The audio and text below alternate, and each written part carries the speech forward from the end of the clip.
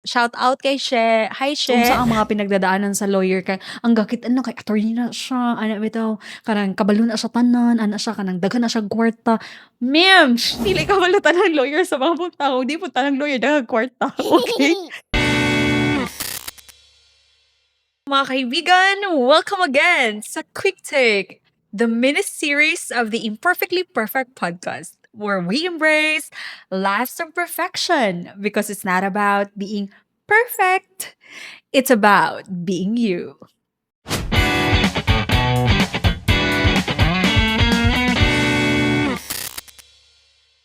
Okay guys, so welcome na naman sa isang episode ng The Imperfectly Perfect Podcast. So last episode, we talk about what are the things to know if you wanna enroll sa law school. So karon, ang ato na pong topic is, what if nakapasar na ka? Nga, dugay na ka sa practice. So, i-orient po din mo mong self, maski pa gawna-una pa ka whether to enroll or dili, sa kini atong topic karon. So ang atong topic karon guys is all about three hardest parts of being a lawyer. I-orient ang imong self kung nabal-an na nimo, willing pa ba ka nga ilaban ang pag-enroll sa law school taman sa Japan third floor. So ana lang.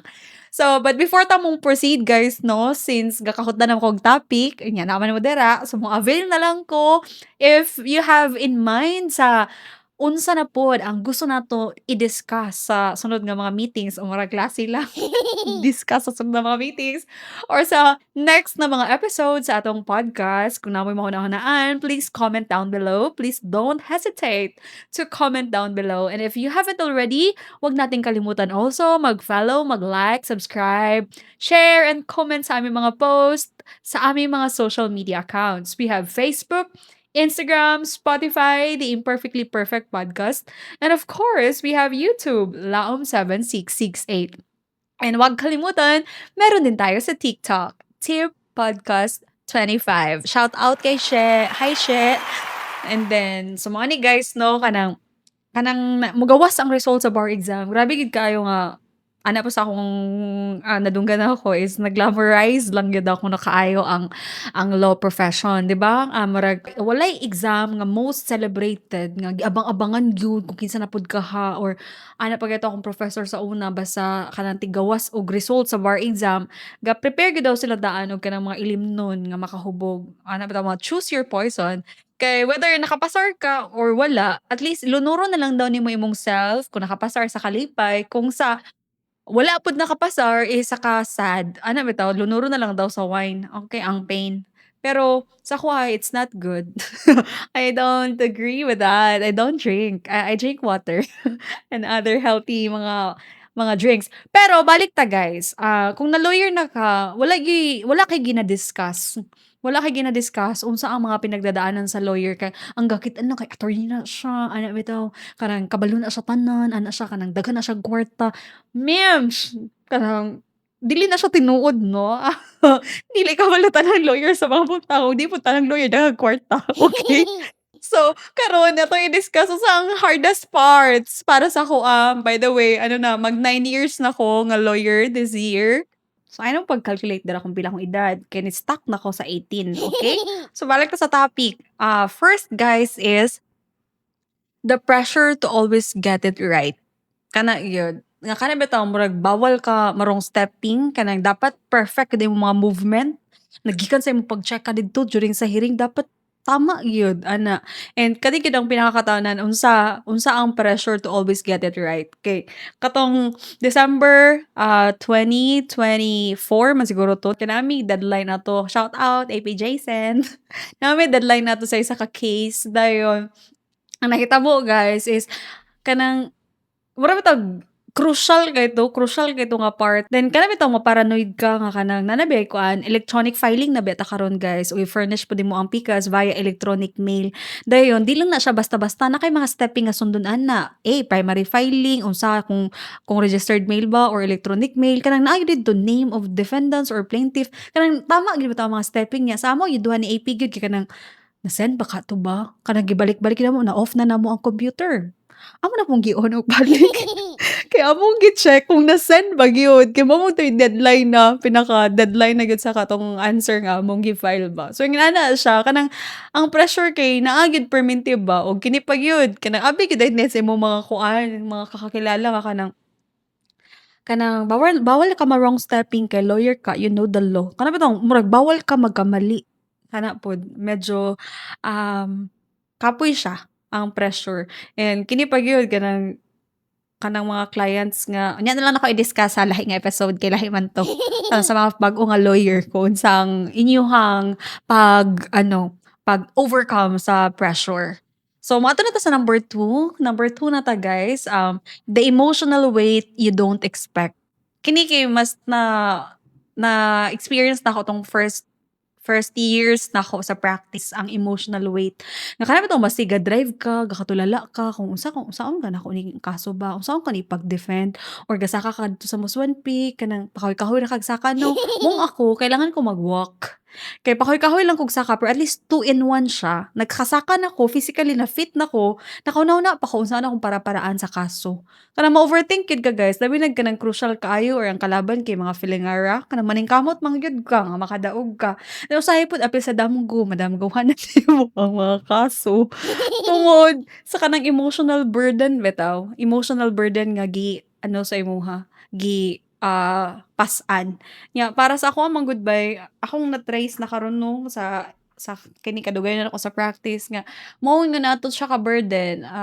Kung tama akong client, burden siya kay what if makulong akong client, nya kabalo ko inosente siya. Or what if dili makadaog akong client, nya kabalo ko tama siya. Di siya kadaog kay kulang mig evidence ana. And then kato gyud ang pressure, speaking of sa number one, ang pinaka ano pud ani ugat nga nung kaka-overthink ka, kay gusto jud ka makadaog gyud best. Ana bitaw nga gusto gyud mo patunayan sa world nga winner jud ko. Ana grabe ra gyud ka-achiever. Okay ra uy di makadaog, puwede namang i-settle na lang ninyo 'di ba? Win-win pa ang solution. Pero balik ta, grabe gyud ang emotional weight nga iadto sa imuha, labi na kanang crucial kaayo ang case. Number three is the work doesn't always turn off. Mura bitaw Monday to Friday ra gyud yung office 8 to 5 or Monday to Saturday for some 8 to 5. Pero apil sa weekend kay maghuna-huna ka, ana bitaw din kini gid akong pinakakapuyan kanang client kagapanawag og gabii. Ana bitaw, katong first year nako sa practice kanang gina-accommodate pa nako kay basig urgent gyud. Katong kakadugay nako sa practice kung 5:00 ra taman among office hours, 5:00 ra gyud ta ka unless na lang hearing nato pagkaugma or deadline nato. So diha gyud ma-overtime gyud ta. Kay sa ako magud nga side guys, kay kanang balig 200% magud akong ginahatag. Kung si kuan Taguro ug si Eugene nga 100% nga energy ra gyud ang ilahang taman, ako balig 200% akong ginahatag nga sobra-sobra bitaw sa pag-take care sa client, pagsabot sa client, pagbuhat sa mga papel, bahalag pro bono pa na siya. Pro bono means libre. Kung saang effort akong gina-exert sa paying client, same lang gihapon. Pero kana bitong mulapas na sa imong boundary nga ga-text nga kanang beyond 5 PM, ga-call beyond 5 PM, gapanawag gasaka ka dito sa mga mountain kahilig pa kog trekking kanang ga-text ana bitaw or ato kag sabangan. Pasalamat jud ko guys nga moadto ko sa ibang bansa kay wa may signal didto. Ana bitaw di ko niyo makontak, mag-break sa ako nya. Feeling bitaw jud kay nila nga urgent kay ang ilang concern. Pero tigid siya sa tinuod lang. Nya before man pud binaglakaw or before man nag-enjoy-enjoy dito, gisiguro man pud namo daan mga ma'am and sir nga kanang giatiman nagsakto sa court nga point of view, sa legal nga point of view. Kung dili mo satisfied ana, wala gid mi mabuhat. Kay di man pud mi gusto nga tanga sa amo nga side gusto pud mi nga makadaog og matabangan mo.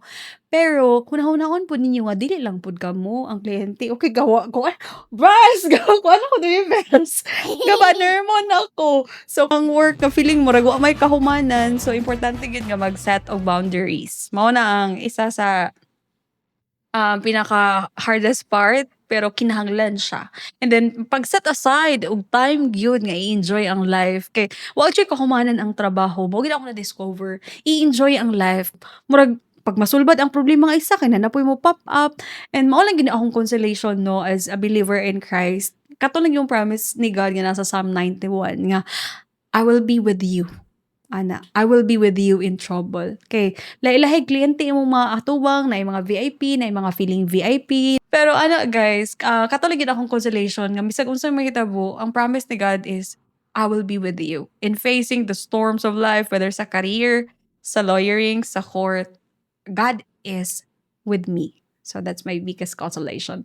Okay, guys. So that's it for today's quick take. I hope nga maminaw gyud mo sa sunod kay tsada tong next na to na episode para to sa mga first timer or mga first year nga practice sa law.